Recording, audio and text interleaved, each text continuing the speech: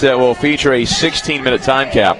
So we're going to go for 5 rounds of a 25-calorie row, 16 chest-to-bar pull-ups, and 9 strict deficit handstand push-ups.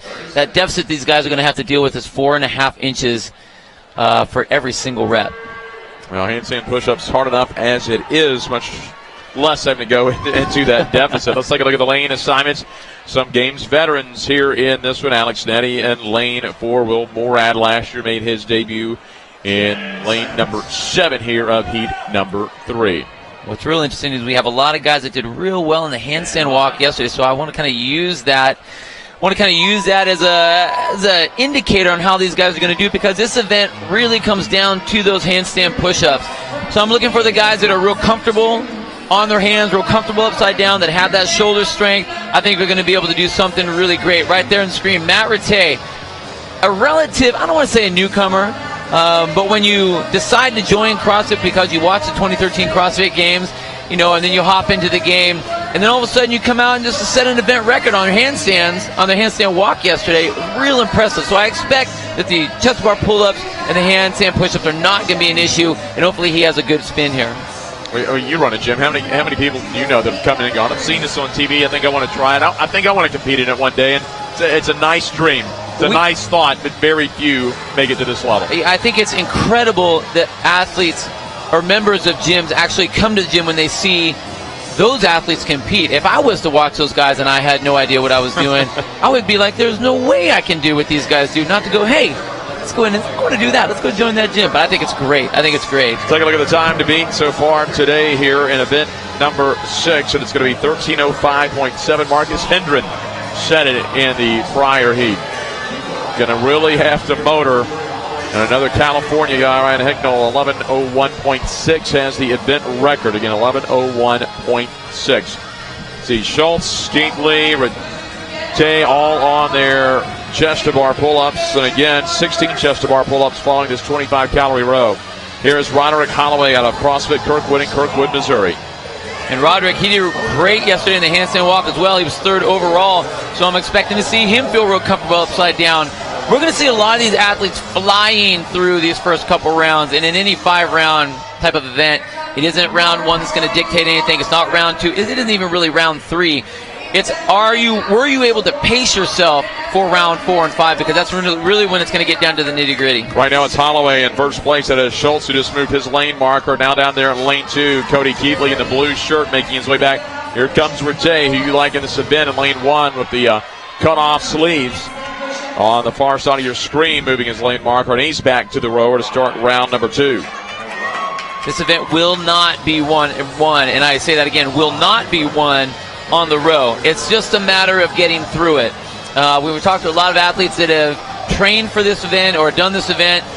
What they say is if they row too hard, they just get too out of breath, and then being in that out of breath state, going into those chest bar pull-ups and the handstand push-ups, you kind of get smoked there. You're just not able to recover enough to do what you need to do. So most of these athletes will do about a calorie a row or a calorie per pull. So it'll be about 25 pulls per time being on, for each one of those calories on the rower. And just like Alex Nettie, it looks real cool, calm, and collected. This is where you recover. So hopefully you can go unbroken on those chest bar pull-ups and then those deficit handstand push-ups. Holloway with under 5 to go in lane number 6 in the gray shirt. Will Morad make you move in lane 7. He's in the red shirt to your right. There is Alex Nettie. Nettie, the former outfielder at the University of Notre Dame, 20th in the North Central Open, just got in this year. He has been in the games twice, 38 in 2014, 36 back in 2013. A very tall, long athlete. If the row was a larger component of this workout, it would definitely be more suited to him, because once he gets to those chest bar pull-ups and those handstand push-ups, now he has to deal with the length, and that's what he doesn't want to have to deal with. Holloway off the pull-up bar, and he is really moving through this, still under 4 minutes into the event, and he will kick up for his 9 strict deficit handstand push-ups. Again, 4.5 inches. They have to make their way down. That is Kevin Schultz now on the left in the red shirt, and again Holloway on the right in the gray shirt. And it looks like Schultz is pulling ahead. So Schultz making a move. He will move the marker down. Let's take a look at the splits, and he's just a shade behind right now. So there is still time for him to make a push. Depends on how much he's going to have left of the thing, but just off the pace for an event record. And we see these guys walking back and forth. I think that that's a smart move. As long as you're able to keep everything unbroken, that's got to be your rest time. It doesn't make a whole lot of sense to run back to one station and have to sit there and wait. So if you can use that I don't want to say this, wrong, but that leisurely stroll back from one station to the next station, that's where you recover, so you can then grab the bar or grab the rower and just start going to work. Kevin Schultz out of CrossFit Distinction in Beechwood, Ohio, just a 21-year-old. Trains, as we've mentioned a couple times, at Scott Panchik's gym. 12th in the Open, coming out of the Central East this year. Coming up with a 5-minute mark, and that was Schultz, your leader in the red shirt on the left of your screen. And next to him, Cody Keithley in the light blue shirt, down to his last 5 on the row. Alex Netting moving his marker up in the long sleeve black and white pattern shirt and the gray shorts, back to the rower. So again, most of these athletes now starting on their 3rd round, and just 4 cows left here for Kevin Schultz. Schultz kind of has had an up and down weekend. A 31st place finish in event 1, up to number 4 and 2. Started out at 20th in event 3 yesterday, moved up to a top 5 finish in 4, then dropped down to 30th. But he's still young enough. He'll learn to get that consistency. And that's just that fitness. You want to be able to, fill in all those gaps, plug in all those holes as much as possible. And the more you can do that, the more of a better CrossFitter, more of a successful competitive CrossFitter you're going to be. There's Will Morad on your right in the red shirt and the light blue shorts. And Morad came on strong last year. Went to the regionals, finished 3rd. Good finish after games. 14th. He was an all-conference soccer player at Belmont University in Nashville. And that is Morad right there in lane number 7. And Will's hands look a little bit wide, and that's a good thing. There isn't a limit as far as how wide they want to go. They just have to make sure that their head touches the ground and they lock their arms all the way out. So for some of the shorter athletes, a shorter range of motion, if you have the strength to be able to go wide, that's going to play into your favor. He's out of CrossFit Rig in Brentwood, Tennessee. Just a little north of Nashville. 6:40 into the event, and in lane number 3, that's Kevin Schultz moving the marker. He is currently in 2nd place. And in 1st place is Morad, back on his rower. So he's pulled ahead of Kevin Schultz. Looks real strong, real relaxed. And again, this is that rest time for this particular workout. You want to have a good pull, but you can see how he's recovering on that, moving back in. We call that the recovery part of the stroke. So guess what? You're getting to recover. Good strong pull on the way out, trying to get that 1 calorie per pull. Keep that down to a minimum as much as possible. He's been unbroken on everything else, so as long as he can keep that into rounds 4 and 5, he's going to have a great time. There are your 2 leaders right now. Morad on the right in the light blue shorts, and Schultz in the black shorts to your left. Schultz in lane 3, Morad in lane 7 currently. And they are on their 4th round, both of these athletes, of the 25 cal row. Hand goes up for Morad down his last 5 cows. See about how close that Schultz is going to be. 2 calories left for Morad. Okay, so he's off at 7:56. We'll see when Schultz comes off.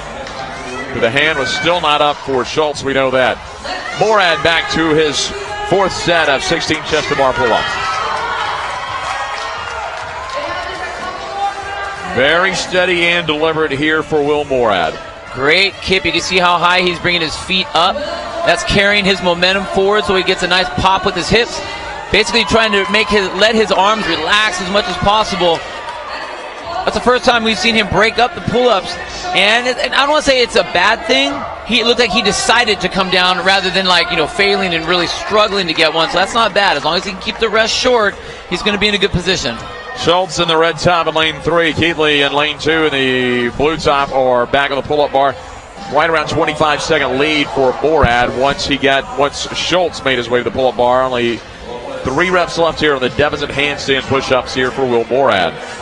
And he looks so strong on that. The other thing that's great about his hands being wide, the standard is feet have to be within your hands. So if you're going to have your feet be a little bit wider, you have to have your hands a little bit wider for it to count. Final round for Morad.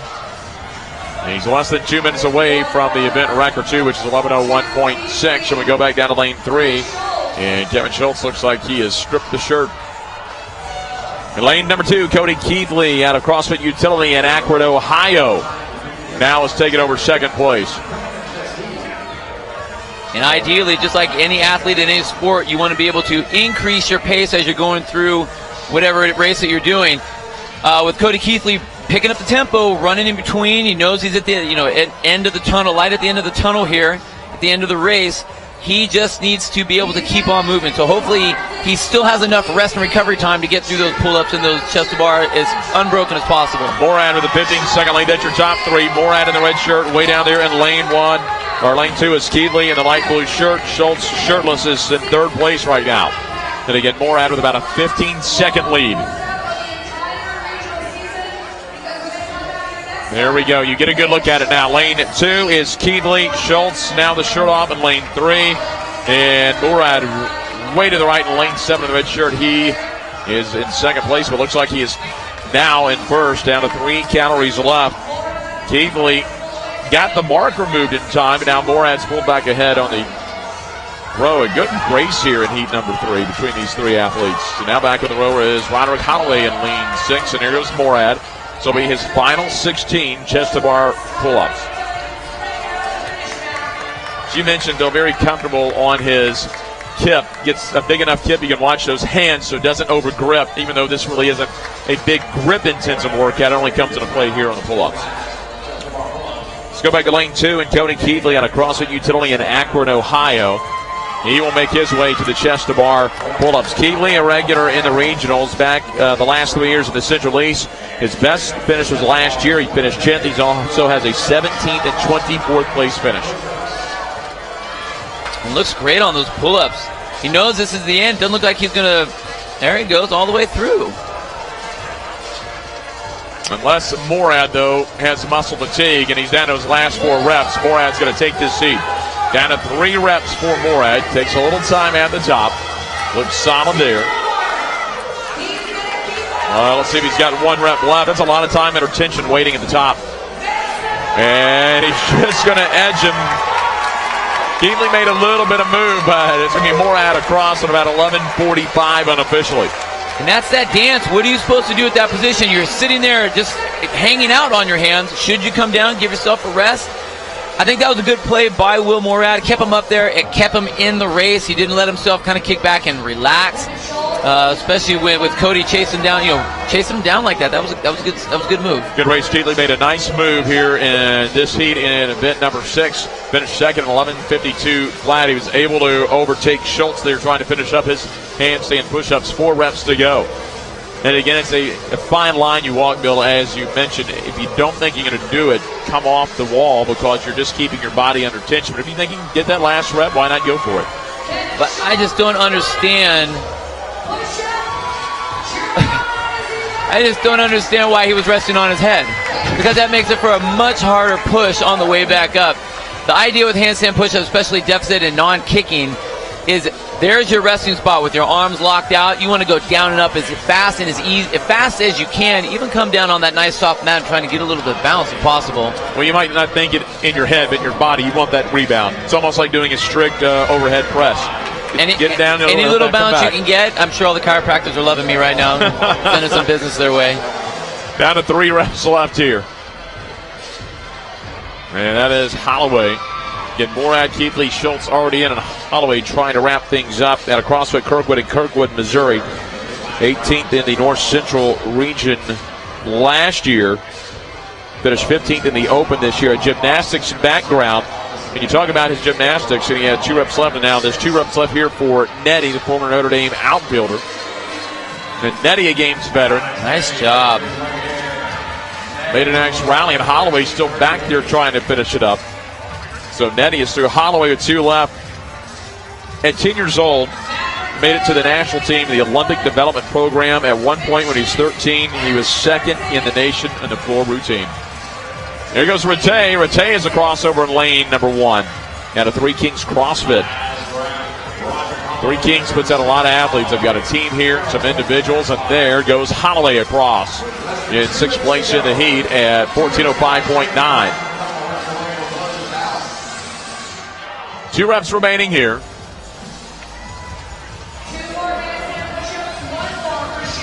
And McBride trying to get that final rep.